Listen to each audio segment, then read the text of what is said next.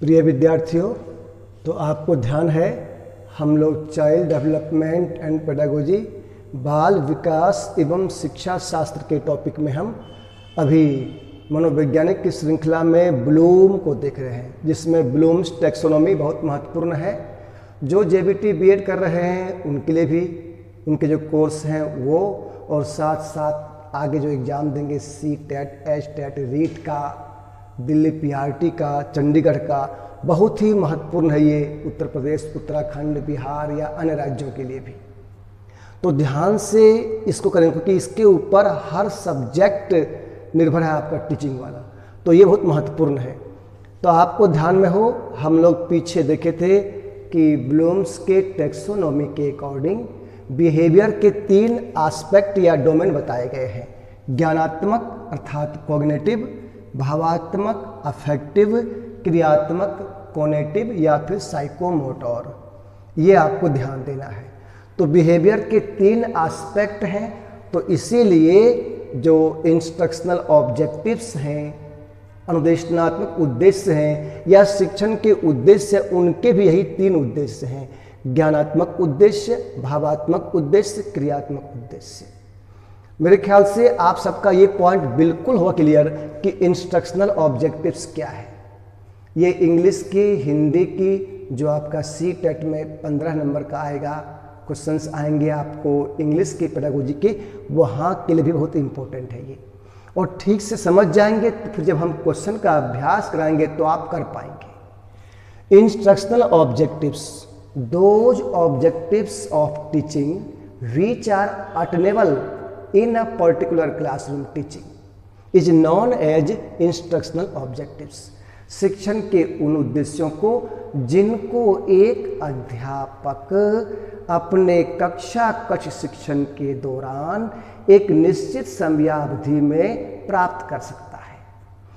तो इसके अंदर तीनों प्रकार के उद्देश्य, मतलब शिक्षक ये उम्मीद करता है, आशा करता है कि हमने 40, 45 मिनट, 50 मिनट की क्लास लगाई तो हमारे विद्यार्थी में ज्ञान के स्तर पर, भावना के स्तर पर और कौशल, स्किल के लेवल पर कम से कम एटलीस्ट इतना तो परिवर्तन हो गया। ये वो करता है उम्मीद, इसी को बोलते हैं इंस्ट्रक्शनल ऑब्जेक्टिव्स। इसलिए इंस्ट्रक्शनल ऑब्जेक्टिव्स का संबंध साइकोलॉजी से है, व्यवहार पक्ष है ये। तो ये ध्यान देंगे अच्छी तरह से। फिर ध्यान देंगे, आपको प्रश्न आए कि कॉग्निटिव एस्पेक्ट और डोमेन का संबंध किससे है। तो ज्ञानात्मक उद्देश्य के अंतर्गत विद्यार्थी वास्तविक सूचनाओं के रूप में अधिगम करता है। ये हुआ ज्ञानात्मक उद्देश्य, ये ध्यान रखेंगे। एक एक लाइन में आपको बात बतला रहे हैं, फिर एक्सप्लेन भी कर रहे हैं हम। फिर आ जाए भावात्मक उद्देश्य के अंतर्गत जो विद्यार्थी अधिगम करते हैं या टीचिंग लर्निंग जो प्रोसेस होता है उसमें क्या क्या होता है। तो इसके अंतर्गत भावना, इमोशंस, रुचि, इंटरेस्ट, अभिरुचि, एप्टीट्यूड, अभिवृत्ति, एटीट्यूड, सौंदर्य, एस्थेटिक, प्रशंसा, प्रेज, मूल्य, वैल्यू, समायोजन, एडजस्टमेंट, इनके विकास के रूप में, इनके डेवलपमेंट के रूप में लर्निंग करते हैं स्टूडेंट। तो अच्छे से यहाँ ध्यान देंगे और एक एक पॉइंट समझ भी लें यहाँ पर। जैसे भावना है, इमोशन है, जो कि इंस्टिंक्ट होता है, मूल प्रवृत्ति होता है, संवेग होता है, शरीर व मन की जो उत्तेजना होती है, एक्साइटमेंट होती है, पॉजिटिव नेगेटिव दोनों होते हैं, जो कि हमारे शरीर मतलब फेशियल एक्शन से भी, मसल्स एक्शन से भी और व्यवहार से प्रकट होते हैं।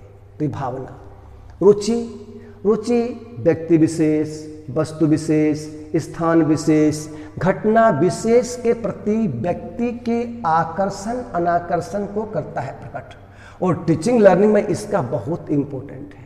जैसे हम लोग बोलते हैं ना कि how can you make our subject meaningful and interesting, और इफेक्टिव बनाने के लिए उसमें तरह तरह की चीज़ें हम डालते हैं। तो ये वह इंटरेस्ट, रुचि, और आगे हम इसको पढ़ेंगे। और रुचियाँ हर तरह की, कुछ रुचियाँ होती हैं जन्मजात, अधिकांश रुचियाँ जो होती हैं वो अर्जित होती हैं। जैसे जब हम स्कूल में थे, छोटे थे, कहीं गांव में थे, कहीं और थे, तो हमारी रुचियाँ कैसी थी, फिर हम दूर गए, फिर यहाँ गए, वहाँ गए, तो रुचियाँ बदलती जाती हैं, तो रुचियाँ अर्जित होती हैं। कुछ रुचियाँ होती हैं, रुचियाँ अधिकांश रुचियाँ जो होती हैं वो है अर्जित ही। कुछ एक रुचियाँ होती हैं, इंटरेस्ट होती हैं जो होती हैं जन्मजात, जैसे माता का अपने बच्चे के प्रति लगाव, प्यार, प्रेम, जैसे बालकों में खेल कूद की प्रवृत्ति, चंचलता की रुचि, इस प्रकार से ये रुचि है। ऐसे आपको ऑब्जेक्टिव्स क्वेश्चन बनेंगे, हम वो अभ्यास कराएंगे, लेकिन अभी समझा रहे हैं तो समझते जाए। अभिरुचि, एप्टीट्यूड, अब देखिए अभिरुचि बोले, अभियोग्यता बोले, अभिक्षमता बोले, हिंदी में तीनों शब्द है। आया था प्रश्न राजस्थान में, रीट में, ये एग्जाम में क्वेश्चन कि अभिरुचि क्या होता है। तो व्यक्ति विशेष की योग्यता, क्षमता, विशेषता, गुणों के समग्र योग को बोलते हैं एप्टीट्यूड, और ये जन्मजात होता है। अधिकांशता समय के साथ इनमें विकास होता है, इनके रूप में बदलते हैं, लेकिन ये होता है जन्मजात, क्योंकि सबकी योग्यता, क्षमता, विशेषता अलग अलग होती है। तो ये हुआ एप्टीट्यूड। और अभिवृत्ति, एटीट्यूड, नजरिया, देखने का जो दृष्टिकोण होता है, परसेप्शन होता है, उसको बोलते हैं। दैट मीन्स क्या हो गया, इसलिए हम बोलते हैं ना कि success depends on attitude rather than talent. एक व्यक्ति खूब टैलेंट है, वो भरा हुआ नेगेटिविटी से, नहीं सब बेकार है दुनिया, कुछ संभव नहीं होता है, सारे यूट्यूब पर नेगेटिव वाले व्यक्ति हैं, वो तो बेकार, उनका धंधा है ये उनका, तो वो नहीं ले पाएंगे, नहीं कर पाएंगे। धंधा उनका है, छोड़ो, तुझे जो चाहिए उसमें से उठा के अपना ले लो और खूब शानदार उन्नति, तरक्की, प्रगति कर लो, आध्यात्मिक विकास कर लो, महामानव बन जा। तो ये अभिवृत्ति, एटीट्यूड, ये जो हमने एग्जाम्पल दिया ना आपके बिल्कुल एग्जाम पॉइंट ऑफ व्यू से, इसी को बोलते हैं एटीट्यूड, नजरिया, कि व्यक्ति घटनाओं को, वस्तु को किस रूप में वो लेते हैं, इनको हम बोलते हैं अभिवृत्ति। अपने सोचने का तरीका, चीज़ों के साथ व्यवहार करने का तरीका, इनको हम बोलते हैं अभिवृत्ति। और सौंदर्य, जैसे जब अध्यापक पढ़ा रहा होता है विद्यार्थी को, तो अध्यापक के अंदर पढ़ाते हुए उसको अत्यंत प्रसन्नता कि हमको कितना सुंदर अवसर मिला है, हम अपने विद्यार्थी के माध्यम से देश दुनिया में, समाज में पॉजिटिव चेंज ला देंगे, और बालक को पढ़ते हुए मजा आ रहा है, सर और पढ़ाओ। ये जो अंदर अच्छा भाव उत्पन्न होता है, इसको बोलते हैं एस्थेटिक वैल्यू। और हर टीचर को मैथ्स पढ़ाते हुए, साइंस पढ़ाते हुए, एसएस पढ़ाते हुए, लैंग्वेज पढ़ाते होते स्टूडेंट्स में एस्थेटिक वैल्यू इनकलकेट करना होता है, ताकि वह बच्चा हर विषय वस्तु को जीवन के हर एक क्षेत्र में, अलग अलग क्षेत्रों में मधुर संगीत के रूप में बना के धरती को सुंदर बना सके। ये उद्देश्य है सौंदर्यात्मक मूल्य, प्रशंसा, मूल्य, समायोजन, इस तरह के विकास के रूप में भावात्मक उद्देश्य की टीचिंग लर्निंग होती है और बालक सीखते हैं। क्रियात्मक अफेक्टिव या क्रियात्मक कोनेटिव या साइकोमोटर बोलते हैं। ये है कॉग्निटिव डोमेन, ये है अफेक्टिव डोमेन, और ये है आपका कोनेटिव या साइकोमोटर। हम बार बार हिंदी इंग्लिश दोनों बोल रहे हैं ताकि हर प्रकार के विद्यार्थी के लिए ये उपयोगी हो जाए। तो यहाँ क्रियात्मक उद्देश्य के अंतर्गत शारीरिक क्रियाओं, फिजिकल एक्शंस के प्रशिक्षण, ट्रेनिंग व स्किल्स के डेवलपमेंट के रूप में लर्निंग करते हैं विद्यार्थी। तो स्टूडेंट्स, आपको एक मोटा मोटी ब्लूम्स टैक्सोनॉमी के अकॉर्डिंग इंस्ट्रक्शनल ऑब्जेक्टिव्स के अंतर्गत तीनों डोमेन में टीचर और स्टूडेंट्स के बीच किस रूप में टीचिंग लर्निंग होती है और किस रूप में उनके 3 एस्पेक्ट्स ऑफ बिहेवियर में हार्मोनल चेंज लाना होता है, ये यहाँ पर आपको आया सीखने का। नेक्स्ट आप ध्यान देंगे, हमने बताया था कि ब्लूम ने अपने ज्ञानात्मक पक्ष के कितने भाग बताए हैं, तो स्टूडेंट्स आपको ध्यान में है ना, वो 6 भाग: knowledge, comprehension, application, analysis, synthesis, evaluation. सबसे निम्न पक्ष है ज्ञान, सबसे उच्च पक्ष है इवेल्युएशन, मूल्यांकन। ये क्रमशः आपको ध्यान रखना है। फिर ध्यान देंगे, बोलेगा कि ज्ञानात्मक पक्ष के अंतर्गत उसके ज्ञान पार्ट में, टीचिंग लर्निंग में स्टूडेंट्स टीचर के बीच जो इंटरेक्शन होता है, किन किन बातों को लेकर होता है, क्या स्टूडेंट लर्न कर लेगा, सूचना, सिद्धांत, तथ्य, परिभाषा, स्मरण, प्रत्यास्मरण के रूप में स्टूडेंट्स लर्निंग कर लेते हैं। Information, theory, facts, definition, memory, recognition. Understand. Next point, बोध। कॉम्प्रिहेंशन में टीचर अपने सब्जेक्ट्स को, कंटेंट्स को पढ़ाते हुए किस रूप में रखेगा, या जब लेसन प्लानिंग करेगा तो वो कैसे क्या क्या चीज लेके आएगा। तो बोध के अंतर्गत अनुवाद, ट्रांसलेशन, व्याख्या, एक्सप्लेनेशन, उल्लेख, एक्स्ट्रापोलेशन के रूप में सब्जेक्ट को रखेगा और स्टूडेंट्स लर्निंग करेगा। अनुवाद का एक मीनिंग सबको पता है, हम लोग छोटे आयु से कर रहे हैं, इंग्लिश से हिंदी में करो, हिंदी से इंग्लिश में करो। तो एक अर्थ हुआ कि एक भाषा से दूसरे भाषा में, और ये हुआ पढ़ाते समय कि कठिन से सरल में, और कठिन, अब ये है कि कोई चीज कठिन है, कॉम्प्लेक्स है, उसको सिंपल बनाओ, अनुवाद। फिर हुआ अमूर्त से मूर्त में, वो एब्स्ट्रैक्ट है, वो अस्पष्ट है, एब्स्ट्रैक्ट है, तो उसको कॉन्क्रीट करो, ये भी अनुवाद हुआ। तो देख रहे हैं। और फिर दूसरा क्या है, विद्यार्थियों के लायक बनाओ। अध्यापक को विद्यार्थी के मेंटल लेवल के अकॉर्डिंग, इंटरेस्ट के लेवल के अकॉर्डिंग सब्जेक्ट को करना पड़ता है और अपने आप को करना पड़ता है, ये भी अनुवाद है स्टूडेंट्स। तो ध्यान देंगे। अगला है आपका व्याख्या। व्याख्या आपको पता ही है, उसमें कौन कौन से कितने पहलू आ रहे हैं, उनका आपस में क्या संबंध है, उनकी एक समझ डेवलप करना, सूझबूझ डेवलप करना, ये व्याख्या हुआ आपका। उल्लेख बहुत महत्वपूर्ण है। एक्स्ट्रापोलेशन, विषय वस्तु को बाहरी दुनिया से, व्यवहारिक दुनिया से जोड़ना।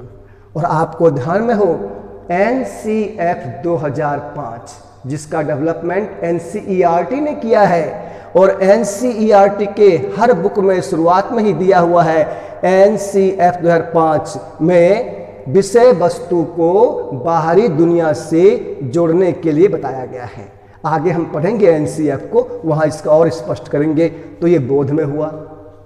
प्रयोग, एप्लीकेशन में क्या करेगा, तीन बात है, सामान्यकरण, जनरलाइजेशन, निदानीकरण, डायग्नोसिस, और प्रयोगीकरण, प्रयोग, एप्लीकेशन। ये तीन काम यहां होगा।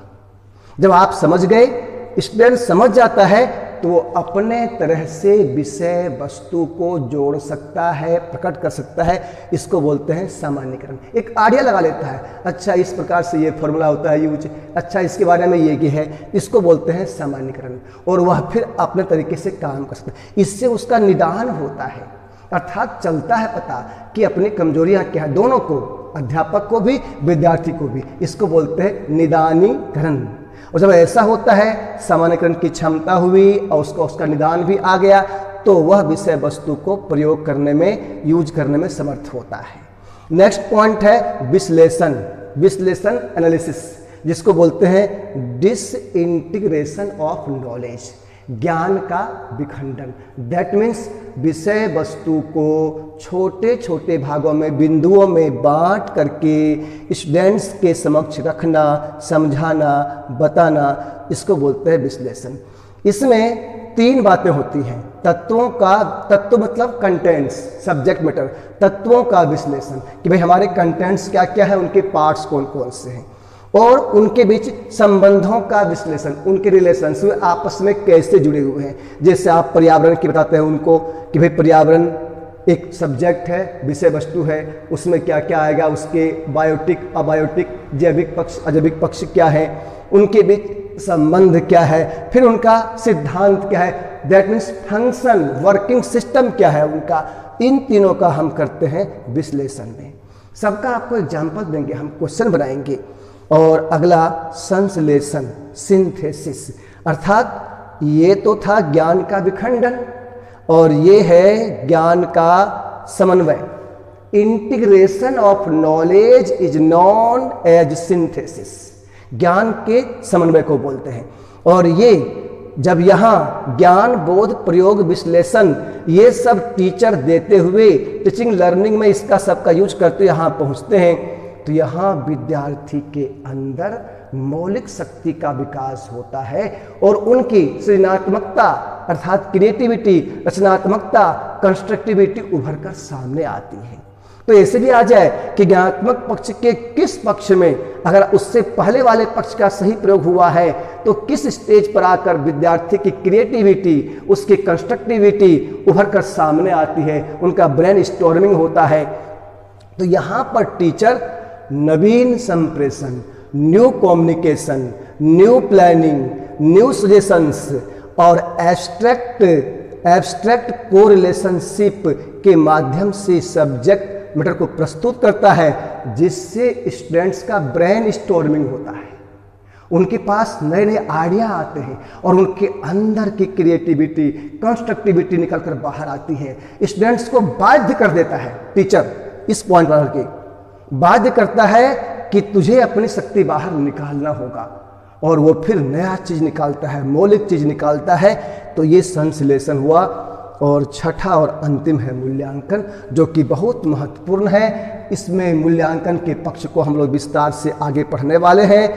ये इसमें मापन भी शामिल है, इसको हम देखेंगे, बहुत ही व्यापक है और बहुत महत्वपूर्ण है। तो जो ओवरऑल निचोड़ है कि शिक्षण और मूल्यांकन को टीचिंग लर्निंग के फील्ड में उद्देश्यपरक बनाने का प्रथम सफल प्रयास करने वाला टैक्सोनॉमी हुआ, ब्लूम हुआ, अमेरिका के मनोवैज्ञानिक शैक्षणिक ब्लूम, जिन्होंने टैक्सोनॉमी दिया जो ब्लूम्स की टैक्सोनॉमी के नाम से प्रसिद्ध है। इसके आधार पर लेसन प्लानिंग करके और harmonious development, all round development of 3 aspects करते हैं। ये टॉपिक भूल ना जाए, बहुत महत्वपूर्ण है। इसके ऊपर काफ़ी क्वेश्चंस का अभ्यास कराने वाले हैं, इतना शानदार कि हम जान डाल देंगे, टीचर को बदल देंगे। क्यों? क्योंकि कोठारी आयोग ने कहा है कि मूल्यांकन निरंतर चलने वाली प्रक्रिया है। मैं अपना भी करूंगा, आप भी अपना करेंगे। और कोठारी आयोग ने कहा है कि कोठारी आयोग का कहना है कि राष्ट्रीय चरित्र का निर्माण, राष्ट्र के बदलने वालों का निर्माण विद्यालय की कक्षा में होता है। तो स्टूडेंट्स ध्यान रखेंगे। बहुत अच्छा, थैंक्स अ लॉट।